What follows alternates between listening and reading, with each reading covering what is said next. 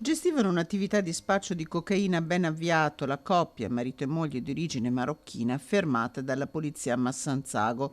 Il blitz al termine di un'operazione nata dall'inseguimento dell'auto intercettata nel comune dell'Alta Padovana proprio mentre il marito, 30 anni e una condanna alle spalle per spaccio di stupefacenti, era appena sceso per consegnare una dose di cocaina in cambio di 70 euro a un trentenne italiano.